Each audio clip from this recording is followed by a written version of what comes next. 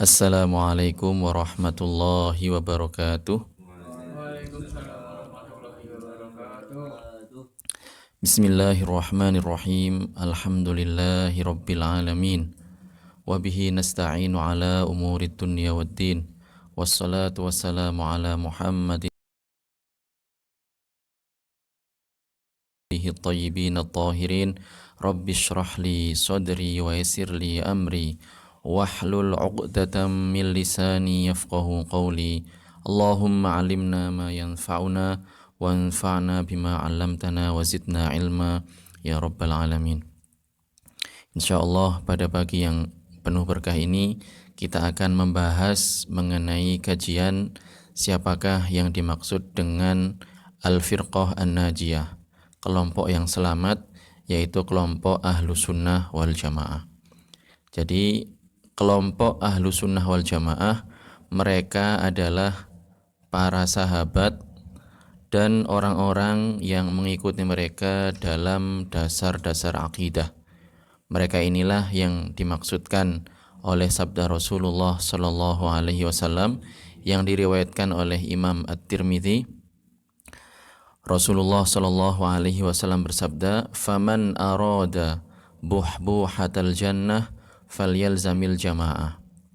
Jadi barang siapa yang menginginkan tempat yang luas di surga, falyalzamil jamaah, maka hendaknya dia berpegang teguh dengan al-jamaah.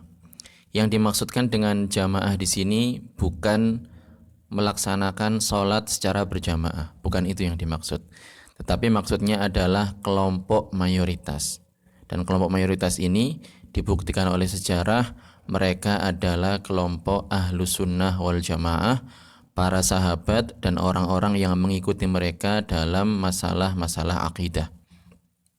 Jadi mereka ini adalah kelompok yang benar, kelompok yang oleh Rasulullah Sallallahu Alaihi Wasallam beliau bersabda bahwa umatnya nanti akan terpecah belah menjadi 73 kelompok.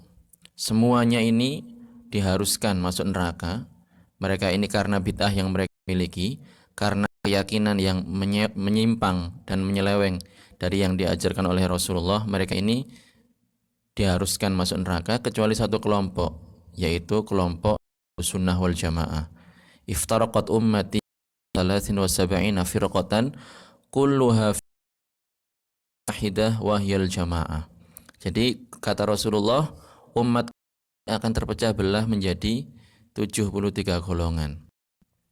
72 mereka ini akan ke dalam neraka karena punya bid'ah keyakinan, karena mengajarkan serta meyakini keyakinan yang bertentangan ajaran Rasulullah Shallallahu Alaihi Wasallam, sehingga mereka ini dipastikan masuk ke dalam neraka. Kecuali satu, yaitu al-jamaah, atau di riwayat yang lain disebutkan as-sawadul a'zam, golongan mayoritas. Nah, golongan mayoritas dari zaman Rasulullah sampai sekarang mereka adalah ahlu sunnah wal jamaah. Pertanyaannya sekarang adalah siapa yang dimaksud dengan ahlu sunnah wal jamaah?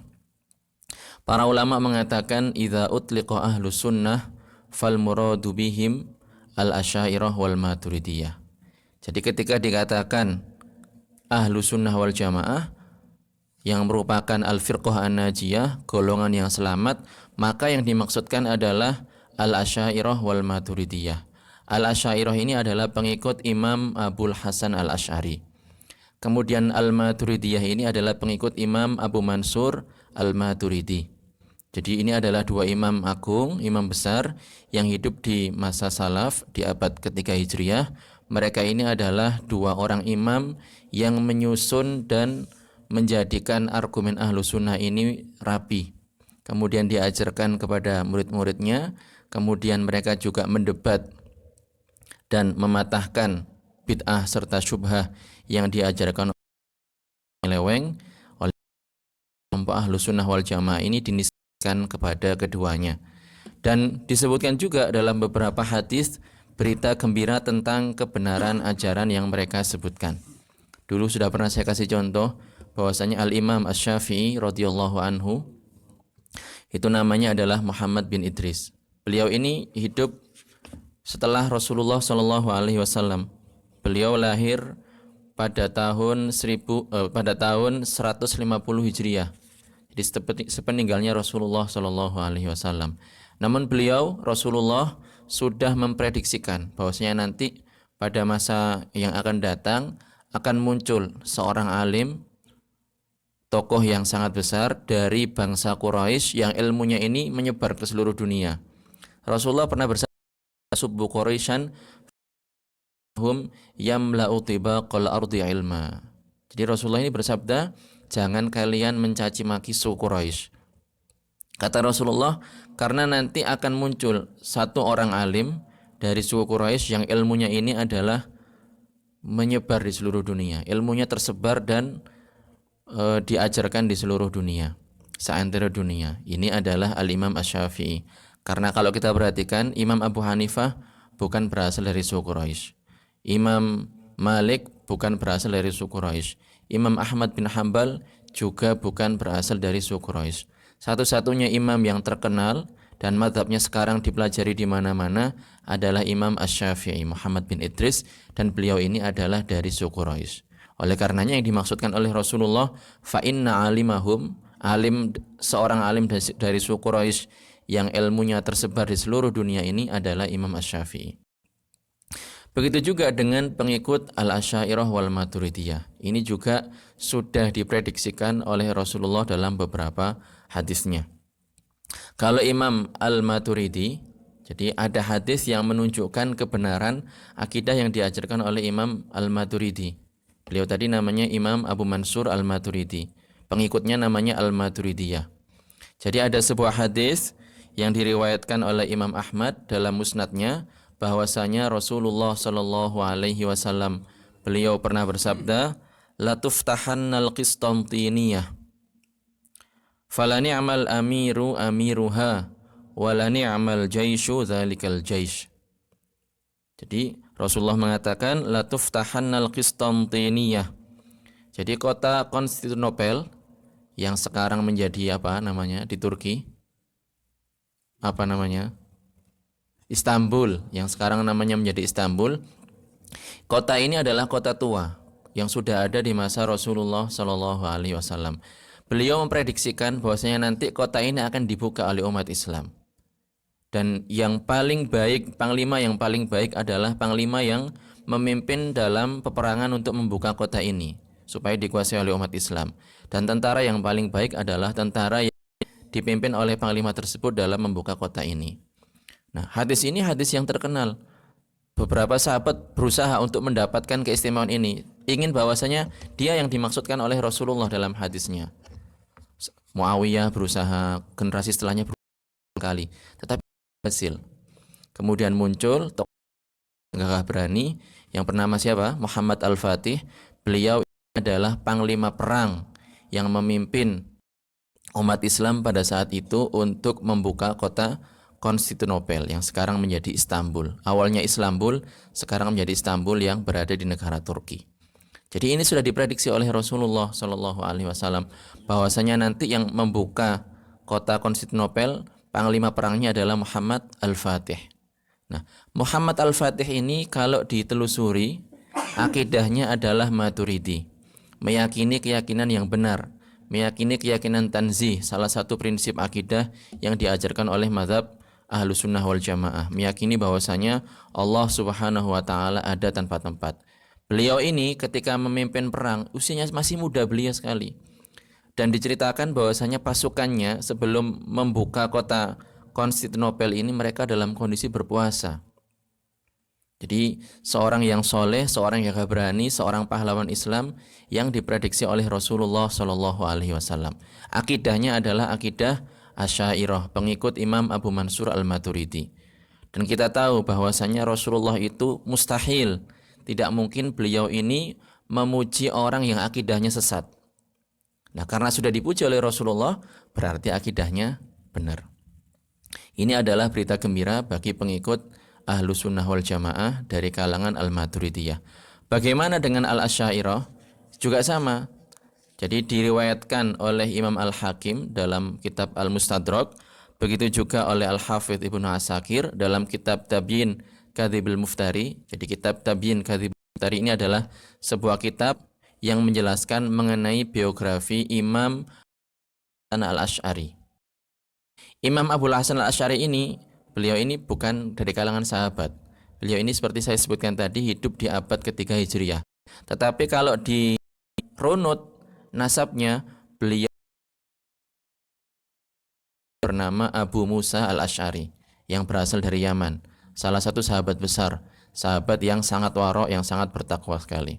Nah, nasabnya kembali ke situ, kembali ke Abu Musa Al-Asy'ari.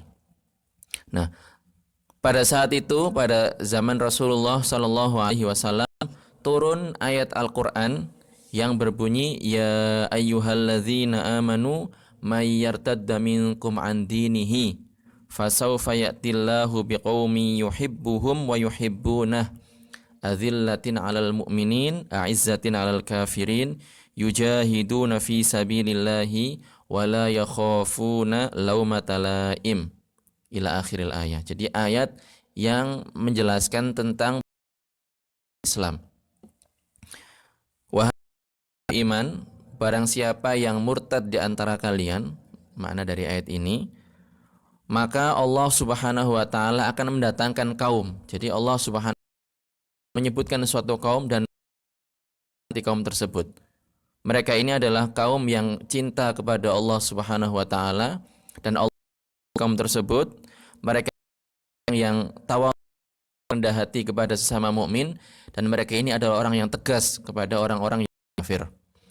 Mereka ini berjuang di jalan Allah Subhanahu wa taala dan mereka tidak takut celaan orang-orang yang suka mencela. Jadi disifati oleh Allah Subhanahu wa taala. Ini sifat-sifat yang menunjukkan pujian, beriman kepada Allah, kemudian cinta kepada Allah, dicintai oleh Allah. Kemudian mereka ini orang yang rendah hati kepada sama mukmin, orang yang tegas kepada orang-orang kafir, orang yang berjuang di jalan Allah Subhanahu wa taala, orang yang tidak takut celaan orang-orang yang suka mencela. Ini kan sifat-sifat yang menunjukkan sifat-sifat yang baik, menunjukkan sesuatu yang baik. Nah, pada saat ayat ini turun, Rasulullah Shallallahu alaihi wasallam beliau mengatakan, hum qaumu hadza. Hum, mereka, qaumu hadza adalah pengikut dari ini. Menunjuk ke siapa? Menunjuk ke sahabat Abu Musa Al-Asy'ari. Nah, ternyata ini adalah isyarat dari Rasulullah Shallallahu alaihi wasallam ke keturunan beliau. Siapa? Imam Abul Hasan Al-Asy'ari. Jadi ini menunjukkan kepada kita semua bahwasanya ahlu sunnah wal jamaah adalah kelompok al-asyairah wal maturidiyah. Hadisnya jelas, ayatnya jelas, prediksi Rasulullah tidak akan meleset, pujian oleh Rasulullah itu adalah benar-benar pujian, dan Rasulullah tidak akan memuji orang yang akidahnya sesat, orang yang akidahnya menyimpang. Ini menunjukkan bahwa akidah yang mereka ajarkan adalah akidah yang benar. Kemudian termasuk prinsip dari akidah ahlu sunnah wal jamaah adalah at-tanzih. Tanzih itu adalah mensucikan Allah Subhanahu wa taala. Kebalikan dari tasbih. Kalau tasbih menyerupakan Allah Subhanahu wa taala. Jadi kita ahlu sunnah wal jamaah, kita mengajarkan tanzih. Kita mensucikan Allah Subhanahu wa taala. Kita meyakini bahwasanya Allah Subhanahu wa taala tidak serupa dengan makhluknya. Kita meyakini bahwasanya Allah Subhanahu wa taala tidak butuh kepada makhluknya. Oleh karenanya ketika kita baca ayat Al-Qur'an, Ar-Rahmanu 'alal 'arsy istawa. Nah, ini kita langsung paham karena konsep ahlu sunnah ini adalah tanzih, mensucikan Allah Subhanahu wa taala, maka di sini tidak akan lari pikiran seseorang itu atau benaknya itu lari bahwasanya Allah butuh kepada tempat. Tidak akan memahami istawa dengan bersemayam. Karena bersemayam itu berarti butuh kepada tempat. Akan mencari makna yang sesuai dengan keagungan Allah Subhanahu wa taala, mencari makna yang layak dengan kesucian Allah Subhanahu wa taala.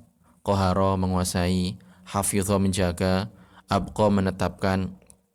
Jadi Ar-Rahmanu 'alal 'arsy istawa maknanya adalah Allah Subhanahu wa taala menguasai arsy. Allah Subhanahu wa taala menjaga arsy. Allah Subhanahu wa taala menetapkan arsy.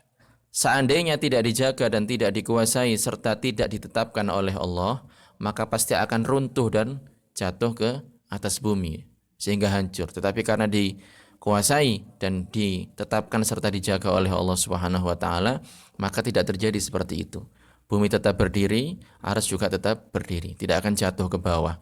Karena secara posisi arsy itu tempatnya di atas. Kemudian kalau seandainya benar apa yang dikatakan oleh sebagian kelompok bahwasanya Allah itu di atas, berarti Allah itu sama halnya mereka itu mengatakan bahwa Allah lemah, butuh kepada menjadikannya yang mengkhususkannya dengan arah atas. Kenapa arah atas, tidak arah bawah atau arah samping kanan atau arah samping kiri? Nah, berarti kalau mengatakan Allah di atas itu sama halnya mengatakan bahwa Allah butuh kepada zat yang menjadikannya, mengkhususkannya dengan arah atas. Nah, ini adalah akidah yang tidak benar. Kalau mengatakan Allah butuh berarti mengatakan Allah lemah, dan yang lemah itu tidak layak sebagai Tuhan. Oleh karenanya kita Ahlussunnah wal Jamaah, kita meyakini bahwasanya Allah Subhanahu wa taala munazzahun 'anil makani waz zamani wal jihah. Allah Maha Suci dari berada di tempat, berada di arah, serta berada di waktu. Itu adalah keyakinan Ahlussunnah wal Jamaah. Bagaimana kalau ada orang yang nanya, ketika kita berdoa, ngangkat kedua tangan, menghadap ke arah atas, ini bagaimana? Ini sekali lagi bukan menunjukkan bahwa Allah Subhanahu wa taala berada di arah atas. Tetapi ini adalah perintah dari Allah Subhanahu wa taala. Ketika kita berdoa itu seperti itu harusnya, mengangkat kedua tangan ke arah langit. Kenapa? Karena langit adalah kiblat kita pada saat berdoa. Karena langit adalah tempat turunnya rahmat, tempat naiknya doa. Oleh karenanya kita diperintahkan untuk menghadapkan tangan kita ke arah atas. Bukan maknanya Allah ada di atas. Sebagaimana ketika kita sholat, kita menghadap ke arah kiblat. Bukan maknanya Allah ada di Ka'bah sana, nginep di Ka'bah sana, bukan. Karena itu adalah sifat makhluk. Jadi tidak boleh mensifati Allah dengan sifat makhluk. Ketika seseorang mensifati Allah dengan sifat makhluk, itu adalah celaan bagi Allah Subhanahu wa taala. Celaan bagi Allah Subhanahu wa taala. Sebagaimana manusia ketika disifati dengan sifat binatang, itu adalah celaan bagi manusia tersebut. Begitu juga Al-Khaliq tidak boleh disifati dengan sifat makhluk.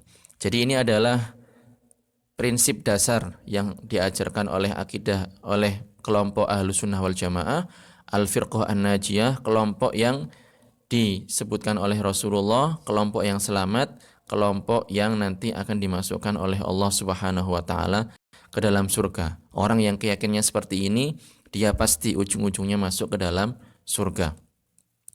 Walaupun dia katakan lalai dalam masalah ibadah dan seterusnya. Tetapi kalau akidahnya benar, dia akan dimasukkan oleh Allah Subhanahu wa taala ke dalam surga. Karena sekiranya pun dia punya dosa besar, maka nanti ketika di akhirat dia tergantung kehendak Allah. Kalau Allah mengampuni, maka dia langsung dimasukkan ke dalam surga. Tetapi kalau tidak mendapatkan ampunan dari Allah, maka dia masuk terlebih dahulu ke neraka, tetapi nanti akan dikeluarkan dari neraka dan masuk ke surga. Tidak akan kekal di neraka. Pasti akan keluar dari neraka dan masuk ke dalam surga. Mudah-mudahan kita semuanya mendapatkan pertolongan dari Allah Subhanahu wa taala.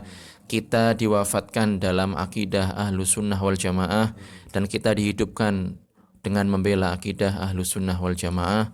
Semoga bermanfaat. Wallahu Subhanahu wa taala a'lam wa ahkam. Wassalamualaikum warahmatullahi wabarakatuh. Waalaikumsalam warahmatullahi wabarakatuh. Monggo, Pak Teguh, ada pertanyaan? Nggih.